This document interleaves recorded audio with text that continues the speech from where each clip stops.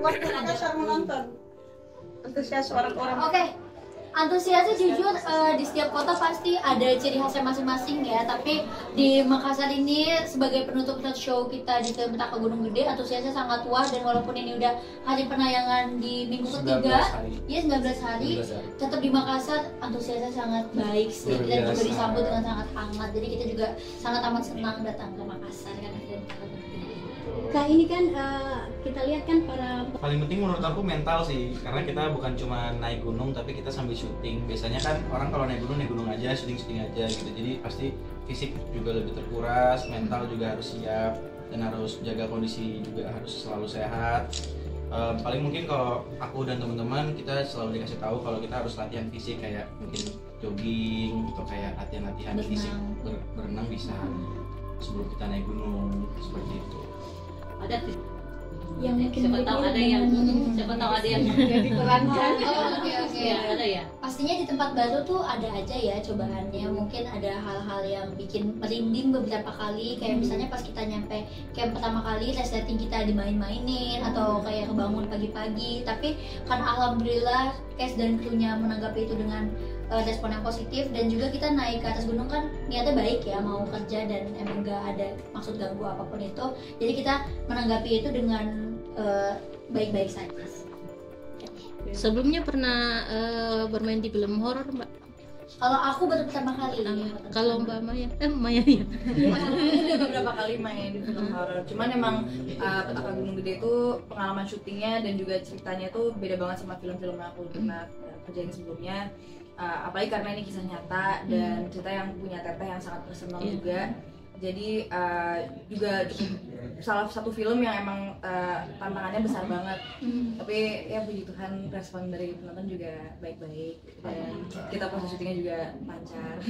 Pesan moral yang ingin disampaikan dengan film ini kan ada tentang agama misalnya kan kemudian tentang persahabatan yang paling nyesek itu persahabatan ya.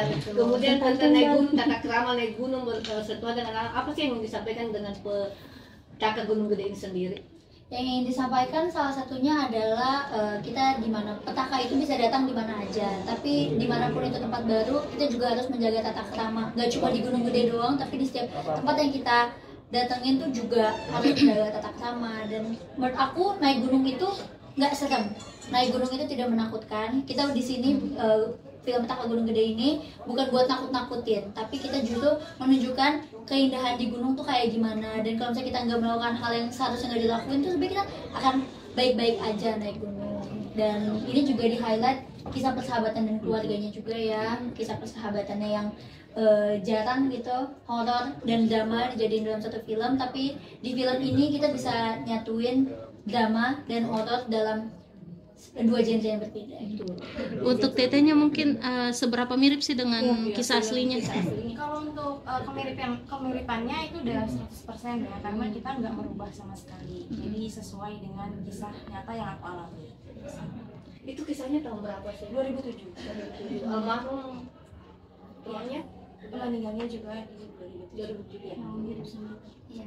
Dan semua hantu yang dilihat sama kalian di film itu persis sama apa yang dilihat Teh Maya langsung pada tahun 2007. Oh, berarti lewat deskripsi itu ya dijadikan. Lewat apa yang aku lihat kita diskusikan, yaitu menyerupai 100%. Kalau Teh Maya memang punya indera keenam ya, bisa melihat hal-hal gaib seperti itu. Bisa dibilang seperti itu. Jadi dari usia 5 tahun sih. Sudah bisa lihat. Bisa melihat makhluk yang tak kasat. jadi masuk